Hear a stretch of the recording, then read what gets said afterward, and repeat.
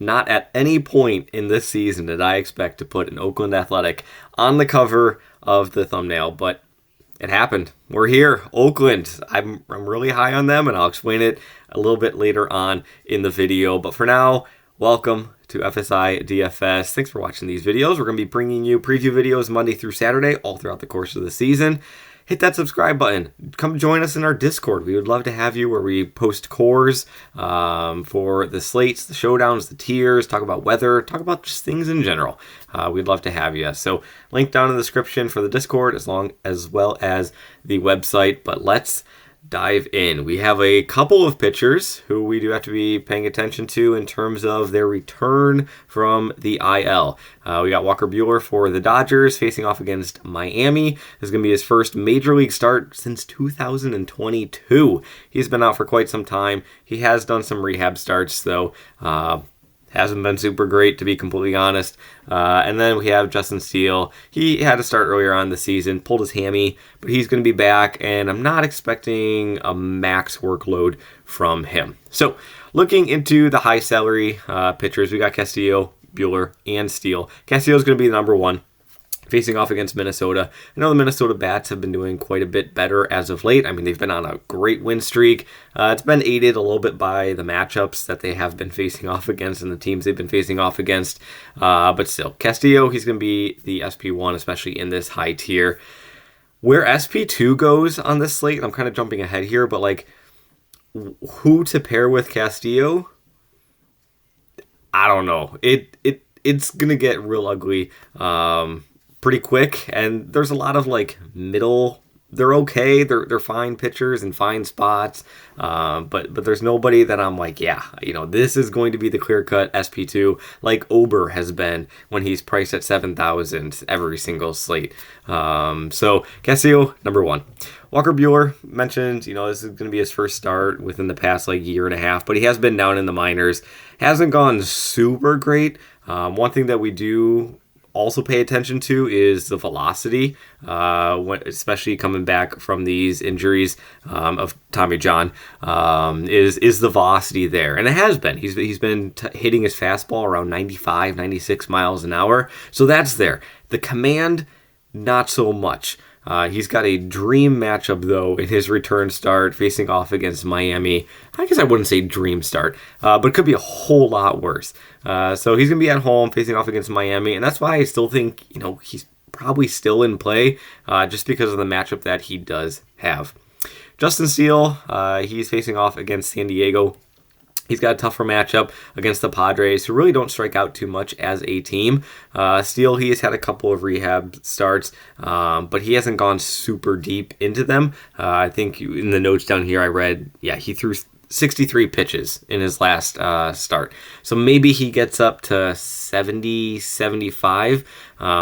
Maybe 75, 80 is a little too much. Maybe I'm expecting more in like the 70 to 75 range. Tough matchup against a low strikeout team. He's only getting 70 pitches. He's priced over 9,000. Do I have a lot of interest in him? Not really. Can he get there? Maybe. One thing that he does have going with him, that Darvish is also going to be having go along with him, is that the temperatures in Wrigley are looking a little bit cold. For this time of year. It looks like it's going to be in the low 50s, and the winds are projected to be blowing in. We all know that Wrigley is highly impacted by wind, more so than other parks. So cold, it's going to be windy, blowing in, big boost to the pitchers, not so much on the bats, and you can kind of see that's why I have San Diego and Chicago over here as kind of the leftovers. Heading into the mid-tier, Reagans, Darvish, and Manaea. I already talked about Darvish. Well, not really. I talked about how the wind is going to help aid him. But him and Manaea, more so Darvish. We'll start with Darvish. Darvish, he's just not consistent. I don't I can never really trust him to do super well, which is kind of why I put him more into like the tournament side sort of things. He's got a tough matchup facing off against the Cubs here, but you can kind of see like all season long, like he's just so up and down in terms of his strikeout rates, in terms of his earned runs. There's really no correlation or like consistency to any of his game at all. You never know which guy is going to be showing up. Manaea, I have a big concern about his walk rate. 30 strikeouts, but 18 walks in only 29 innings pitched. That is very concerning, very alarming. He doesn't allow a lot of home runs, so he's not allowing like very hard contact by any means. But still, anytime you're allowing base runners to like for free at that rate, it is concerning. He's facing off against St. Louis. St. Louis is not a team or an offense that I'm scared of, really. But I mean, I feel like,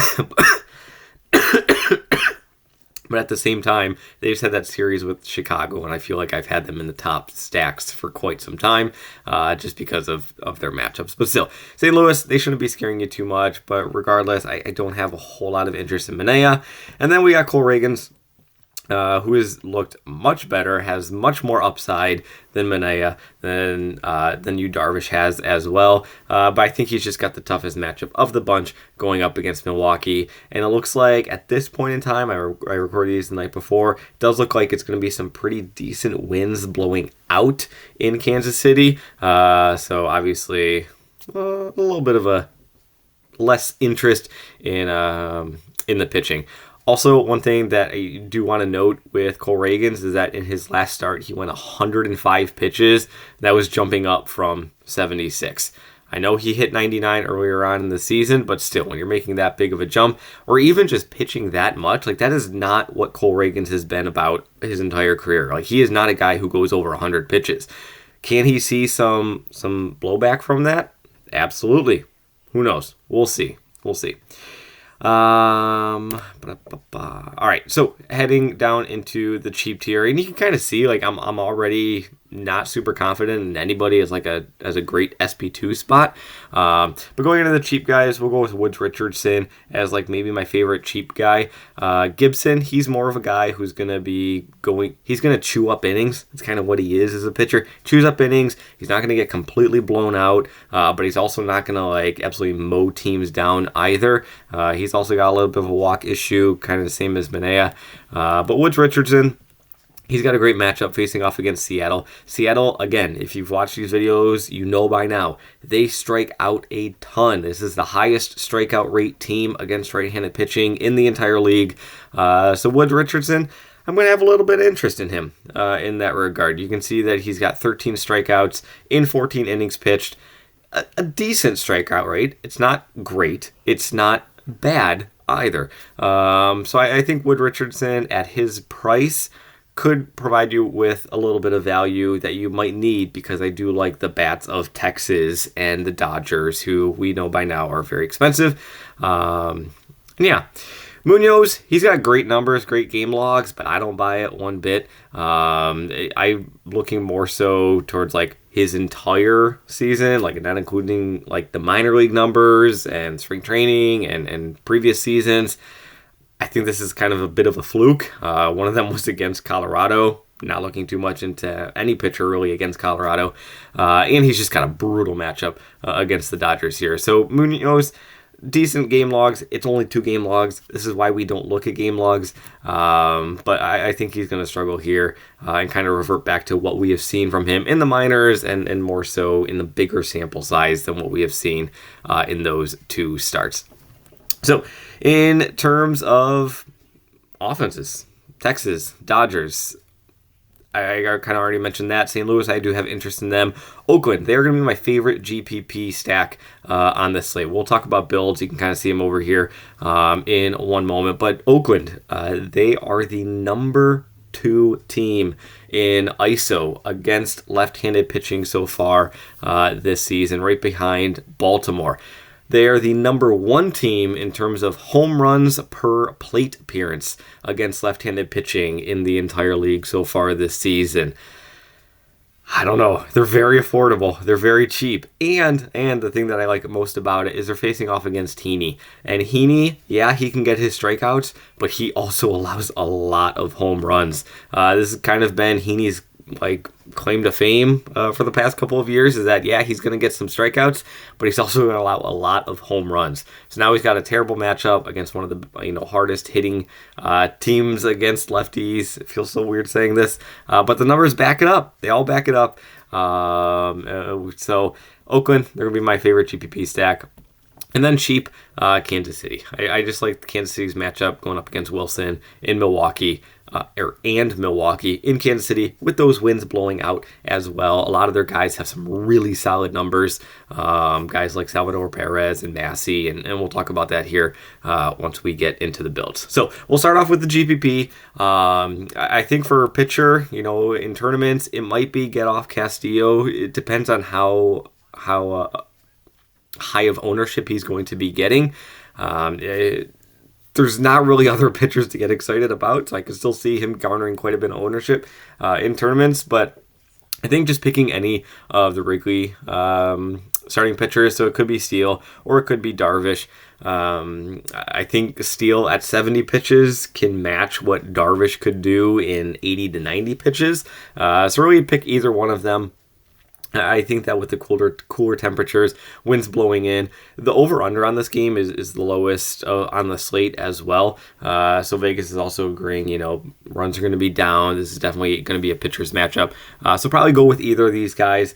And then for the Oakland stack, it's going to be J.D. Davis, Nevin, Ruiz, check on his injured his wrist, and then Rooker. Rooker would be the first guy that I put into any Oakland stack that I am going to be doing. But these are the four guys that have just phenomenal numbers against left-handed pitching so far this season, and definitely have the home run upside with guys like Rooker, Ruiz, J.D. Davis.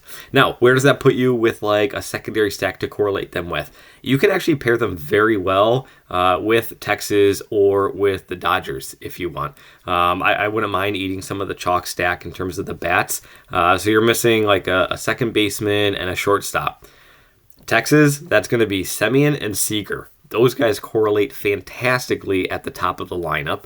For the Dodgers, you're might be looking at like a wraparound, but it's going to be Gavin Lux at second base eligibility, and then probably Mookie Betts at shortstop.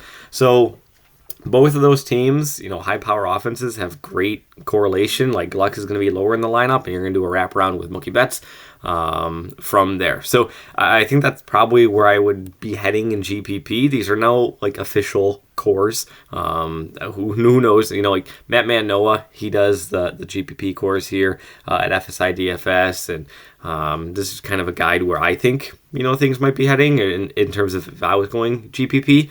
But I think that Oakland and then pairing them with either of these guys fits really well. Let's look at the salary here real quick. We'll throw in Justin Steele. We'll get that Wrigley pitcher in there, and we'll go with a more expensive guy. And then where's Oakland? There they are. All right, so who did I say? I said Ruiz, Rooker. I'll go with J.D. Davis, and then Nevin. We'll put him at third base. Now, if you go with Texas, it's going to be a game stack. It's kind of another reason why I'm not too worried about eating the chalk of the Texas bats, because game stack is probably going to be a little bit lesser owned. But it's going to be Semien and Seager that you could pair with them. And honestly, maybe don't even go Seager. Maybe go Garcia. Garcia actually has better numbers against left-handed pitching. I guess it's not too surprising. Seager's lefty.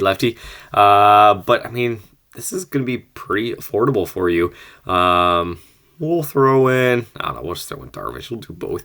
You're looking at 3.1K remaining. You're probably not going to be able to get, you probably could. Cheap catcher. It'd be kind of ugly, but it's definitely possible. So I feel like it's kind of where I'm going. I'm going to be changing this. Forget Semien and Seager. Let's go with Semien and Garcia if you are going to be pairing those two guys. And then over towards cash. No surprise here. It's going to be Castillo, but then I'm going to be going with a Texas, most likely. Adolis Garcia, he'd be the first guy in my cash builds if I was going to be going this route. And then pairing him with Josh Smith at Smith and Lowe.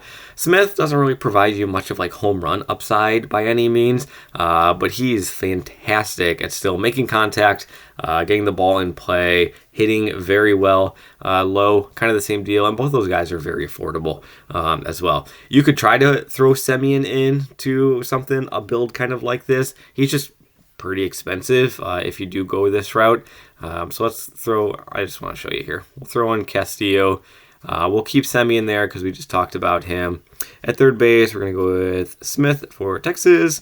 Take out these guys. We already got Garcia. So we're looking at 4.1K remaining for the rest of your bats.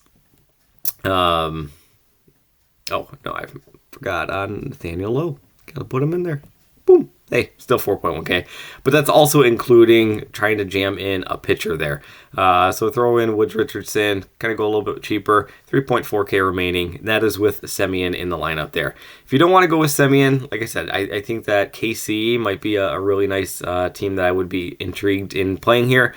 Massey and Perez have the two best numbers. There we go. Massey and Perez have the two best numbers against right-handed pitching so far this season. So throwing in Massey, 3.3K, and this guy's been hitting very well as of late. You can kind of see in the locks here, like he's getting multi-hit games. Not really a stolen base potential with him at all, but you can see that he has done very well in that lefty-righty matchups that he has been getting. And then you can throw him in like Perez at catcher. You're still looking at 3.6 remaining for 2 outfield and a shortstop. More than capable of doing that, but you're probably going to have to go a little bit cheaper at SP2. I guess you could probably go to one of these guys and hope that their walk rates go down, but I don't know. I don't know. It's nothing too exciting once you get past Castillo in any regard. So that's kind of where the slate breaks down. I'm really high on Oakland and GPP and the home run upside that they could get. Texas, Dodgers, and yeah. So pitching, good luck on SP2. It's going to be a wild ride. I don't know where ownership's going to be shaken out. But Castillo is the clear-cut number one, and it wouldn't shock me if Woods Richardson gets the SP2 kind of chalk status for the cheap guys. So thanks for watching. As always, really do appreciate it. Good luck in all of your contests. Pay attention to that weather tonight, and we'll see you in the next one.